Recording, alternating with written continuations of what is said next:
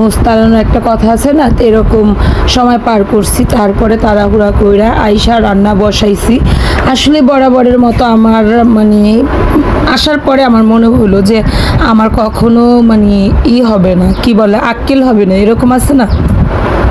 তো যাই হোক, আমি চাই সব সময় মানুষকে আল্লাহ আমাকে যদি একটুও কাউকে সহযোগিতা করতে দেয় বা একটুও কাউকে আমি যদি হেল্প করতে পারি ততটুকু করতে পারি। আজকে সেরকম একটা কাজ করছি, তো জানি না কতটুকু সাকসেস হব, যেহেতু যেই কাজটায় গেছিলাম সেটা আনুমানিক যে সাকসেস হব। তো যাই হোক, আলহামদুলিল্লাহ, আল্লাহ যারে যেমন রাখে তেমন ভালোই রাখে।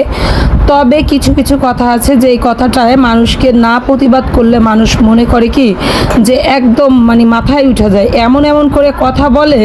হ্যাঁ, এমন এমন করে কথা বলে যে একদম ধোয়া তুলসী পাতার সাধুরা আসছে, সেই সাধুদেরকে কোনো দোষ নাই, কোনো গুণ নাই, কোনো কিছু নাই। সাধুদেরকে যদি কেউ কিছু বলতে যায় তাহলে অনেক বড় কিছু হয়ে যাবে, এরকম একটা অবস্থা এখন শুরু হয়েছে। তো আমাকে আপনারা যারা বলছেন যে আমি কেন টাকা দিয়ে আমি ভিডিও করি, হ্যাঁ, টাকা দিয়ে কেন ভিডিও করি? আচ্ছা, টাকা দিয়ে যদি ভিডিও করি, কেউ কি করে না টাকা দিয়ে ভিডিও? বা কেউ কি কাউকে দেওয়ার সময় এই সব জিনিস করে না? হ্যাঁ, মানুষ যদি 5 টাকা দিয়ে লাখ টাকা কামাইতে পারে, তারা যদি দেখাইতে পারে, আমি দেখাইলে সমস্যাটা কি? আমি দেখাইলে এত কি সমস্যা? আমি যেই টাকাটা দিয়ে ভিডিও করছি, সেই টাকাটার জন্য আমার কতগুলো কথা শুনতে হয়েছে, কতগুলো কষ্ট আমার পেতে হয়েছে, সেটা কি কেউ জানে? আমি যে তো টাকাটা দিয়ে ঋণ শোধ করে ভিডিও বানাইছি, আমি চাইছিলাম যে এর চেয়ে অনেক বেশি কিছু করব, অনেক বেশি কিছু করব, সেটা তো অবশ্যই করি। কারণ আমি যখন ভাবি তারপরে আমি 3বার, কম করে হলো 3বার আমি ভেবে চিন্তে সেই কাজটা করি। হ্যাঁ, আমি কেন টাকা দিচ্ছি, টাকা দিয়ে ভিডিও বানাইছি, ভিডিও বানানোর এখানে কি হইল? আমাকে টাকা দিছে, আমাকে টাকা দিয়ে মনে হয়তো যে যেমন আমার পুরো মাথাটাই কিনে নিয়ে গেছে, এরকম ব্যবহার আমি পাইছি না। তো সেই জায়গায় আমি যেহেতু টাকাটা ফেরত দিয়ে দিছি, সেই জায়গায় আমার কি করণীয় উচিত বলেন তো আপনারা সবাই? তো আমি জানি না, মানুষের নিজেকে এত এত বড় মনে করে, এত এত বড় ভাবে যে কখনো হয়তো বা আমার কাছে কেউ আয়া ঠেকবে না, কখনো আমার কাছে হয়তো বা কেউ কিছু আশা করে নাই, কখনো আমার কাছে হয়তো বা কেউ কোনো কিছু পায় নাই, এরকম চিন্তাধারা করে আমাকে কথাগুলো শোনানো হয়েছে। সে কারণেই আমি অনেক কিছুই দেখছি যেটা আমি করলেও আমার কোনো নাম নাই। হ্যাঁ, তো সেজন্যই আমি যদি টাকাটা দেই, পরবর্তীতে হয়তো বা এরকমই হবে যে আমি কি টাকাটা দিছি, কারণ আমি যেহেতু ইউটিউবে এসে বলছি যে হ্যাঁ, ঋণ করছি, ধার নিছি, আমি টাকাটা কাউকে ফেরত দিব। এই কথাটাই কিন্তু একটা সময় দেখা যাইতো কি যে এটা অনেক সময় সত্যি হয়ে যেত যে হ্যাঁ, সেই তো বলছিল যে কাউকে টাকা দিবে না, ধার করছে ঠিক আছে, কাউকে টাকা দিবে না।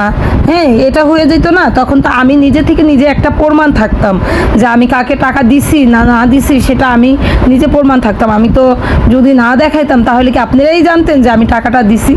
এমন একটা সময় আসতো আপনাদের কাছেই বলা হইতো যে আপনাদের কাছেই তো বলছে যে টাকা দিবে না, তারপরে যদি সে টাকা দিত, অবশ্যই সে কোনো প্রমাণ রাইখা টাকা দিত। তো সেই কারণে আমি কোনো প্রমাণ রাইখেই টাকাটা দিছি, সেই কারণে আমি ভিডিও করছি। হ্যাঁ, আমি টাকা দিছি, আমি টাকা আনছি, টাকা দিয়ে দিছি, কিন্তু আমার এটার পিছনে অনেক কথা শুনতে হয়েছে। এমন না যে আমাকে কথা শুনাইছে, টাকাগুলো আমাকে দিয়ে দিচ্ছে, এরকম তো না। তো আজকে যেহেতু বড় গলায় বলে যে টাকা দেওয়ার কালা কি ভিডিও হয়েছিল, যে টাকা দেওয়ার কালা ভিডিও হইব, তো তাদেরকে বলবো যে তাদের কখনো আক্কেল, জ্ঞান, বুদ্ধি বলতে কোনো কিছু হবে না। নিজেদেরকে নিজেরা ভাবে যে নিজেদেরকে নিয়ে নিজেরা ভালো আছে, তারা তো কখনো ভাবে না যে তারা যেখান দিয়ে চলতেছে সেই জিনিসটা কি পরিষ্কার আছে, ওইখানে 5 জন মানুষ সামনে দাঁড়াইলে ভালো বলবে না খারাপ বলবে, সেটা তো কখনো চিন্তা করে চলে না। এই কারণেই এইসব কথা বলতে পারে যে টাকা নিয়ে ভিডিও বানানোর কি আছে। হ্যাঁ, আমি আমার যতটুকু আমি পারছি, যতটুকু আমি করছি, যতটুকু আমি করি, ততটুকুর ভিতরে সীমাবদ্ধ, ততটুকু মানুষ দেখছে বা করছে। এখানে আমাকে হাজারবার বলা হয় যে আমি হলো লোককে দেখানোর জন্য আমি এই করি, সেই করি, এই করি, সেই করি। হ্যাঁ, তাইলে ভাবেন যে আমি হয়তো বা লোককে দেখানোর জন্যই আমি টাকাটা দিছি, ভিডিও করার কি হইলো, সেটা কি ভাবতে একটু হইলেও কি বোঝা যায় না যে কেন করছে। হ্যাঁ, তো আমি সকাল সকালেই গেছিলাম একটা কাজে, সেখান থেকে আসলাম, মানে বাচ্চাদের স্কুলে দিয়েই তারপরে সেই কাজটায় গেছিলাম। কাজটা থেকে এসে তাড়াহুড়া করে রান্না বসাইলাম। তো মেয়ে হলো প্রাইভেটে চলে যাবে, এই কারণে আমি তাড়াতাড়ি একটু মানে ভাতটা সিদ্ধ দিলাম। আর এখানে হলো কিছু আলু কেটে নিতেছি, আলু ভর্তা বানাবো, ডিম ভাজবো। কালকে তরকারি রান্না করছিলাম, সেই তরকারিটা অনেকটা পরিমাণ রয়ে গেছে, তো সেটা হলো বের করে নিব। তারপরে হলো মেয়েকে তাড়াতাড়ি খাওয়ায় আমি একটু প্রাইভেটে দিব, এই কারণে হলো একটু তাড়াতাড়ি করতেছিলাম। আসলে টিনের ঘর তো, বৃষ্টি যেহেতু নামে সব কিছু একটু স্বেচ্ছাতা ভাব হয়ে যায়, আমার খুব খারাপ লাগে। তো যাই হোক, এখানে অতটা খারাপ লাগে না, যে খারাপ লাগে বলতে অতটা খারাপ লাগে না। যদিও এখানে পরিষ্কার পরিচ্ছন্নতা করে প্রতিদিন পরিষ্কার করতে হবে, পরিষ্কার পরিচ্ছন্নতা করে চলা যায়, তাহলে এখানেও আলহামদুলিল্লাহ ভালো আছি।